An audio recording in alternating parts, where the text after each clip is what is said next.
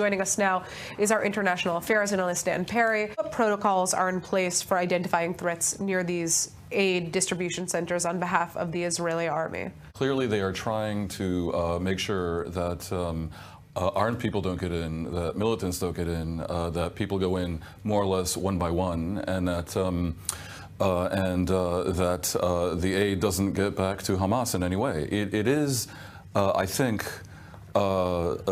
reflective of the urgency that Israel has and the need to come up with a resolution here. And the fact is that I think there's a game of chicken being played, because Hamas is assuming that if they just drag out the war a little bit more, Israel will eventually, given the disaster that's happening, given the internal and external pressures on it, will have to basically surrender to their conditions, which are that Israel agree to leave and end the war, leaving Hamas in power. Israel's assuming that if they prevent too many episodes like what allegedly has happened here, and this goes more or less smoothly, this situation will enable it to distribute aid without that aid getting to Hamas. Right. And Hamas, if it no longer is able to commandeer the aid and use it for patronage and use it to feed its own people and so forth in Gaza, then the pressure will be on Hamas, and Hamas will no longer be able to resist the kind of protests that we're hearing in Gaza now.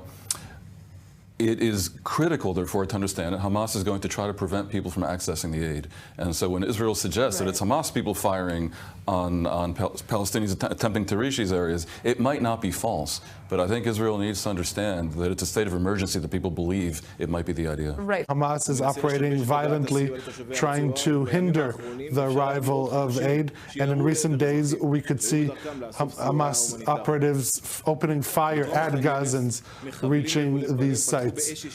Masked gunmen in Khan Yunis opened fire and threw rocks at Gazans who tried to reach these sites. Hamas is losing control over the population. Hamas continues to operate in its known modus operandi of acting against its population. Unfortunately, international media organizations are disseminating false information.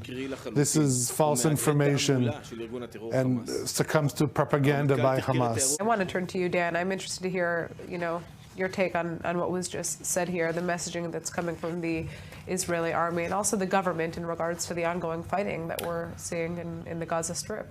I mean, he repeats Israel's insistence on its terms for ending the war, and in principle, it's reasonable. The only problem is that, one definition of madness is repeating the same action over and over again and expecting a different result. After a year and 6-7 months, it's really hard to believe that we're still talking about the need to dismantle Hamas, and the resistance is still as such that, as we just heard, 3 more soldiers were killed. So, to say the least, I would do it a different way. But, perhaps the most interesting thing from the perspective of a spokesman and of PR is the explanation as to who is killing these people who are trying to access the aid.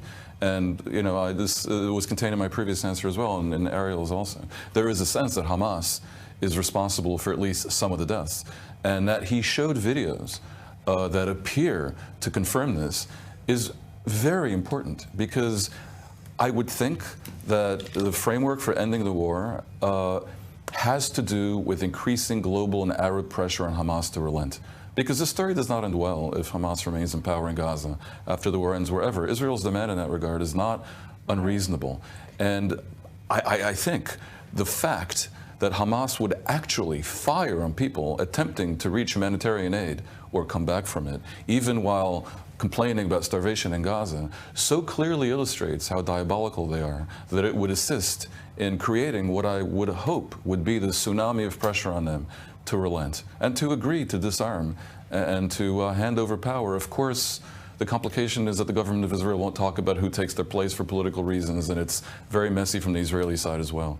But obviously, we have a great degree of ugliness happening in Gaza. It is imperative for Israel to at least conduct this aid operation in a manner that is humane, that addresses the problem really, and it does not lead to more deaths.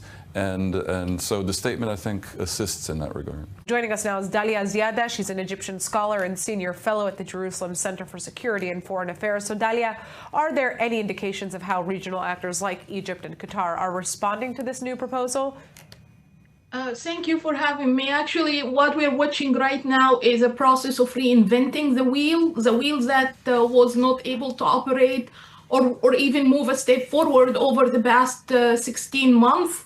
The same negotiations, the same points where all the parties are stuck at, and also the same mediators, Egypt and Qatar, who are not qualified at all, in my opinion, to moderate such a negotiation over ceasefire in Gaza due to their clear bias to Hamas situation. It is up to, on one hand, the Gazans to keep up this movement, but also on the international community and international media to provide this much important coverage, literal coverage of these protests that will show the two main messages coming out of these Gazans. One, ending the war. Two, down with Hamas. This is what we've been seeing consistently throughout these protests. All right, Dan, I'm interested to kind of hear your perspective on Egypt and Qatar and basically whether or not there's anybody out there at this point that has the ability to convince Hamas to agree to the current deal that's on the table without stalling with all these changes that it's now proposed. It's very difficult to convince people if you're using the wrong tool. Direct pressure on Hamas doesn't seem to work, because they don't care about the damage to themselves and to the Gazan population. So my suspicion is that what hasn't worked for a year and a half and more will continue to not work. Egypt and Qatar basically should have completely delegitimized Hamas from the beginning. They should have caused the U.S. to pressure Israel to, from the beginning, create a day-after plan that will be very attractive to the Palestinians and to the Gazans, such that these protests would have happened a year and a half ago. It should be very clear to the Palestinians that they can continue to live and die in misery, or something very good might happen. Something really attractive such that 99% will want it. That level of pressure might convince Hamas, because it'll create infighting within Hamas. And it would have happened much quicker had Israel not blocked the day after discussion for a year and a half in a manner that was perplexingly unstrategic. That Netanyahu should have allowed this to happen purely because the right-wing opposition in his coalition is just nuts. And yet here we are. Now remember, these people are incredibly brave. One protester in Gaza is worth 1,000 in the place that is not a jihadist dictatorship being bombed from the skies by Israel.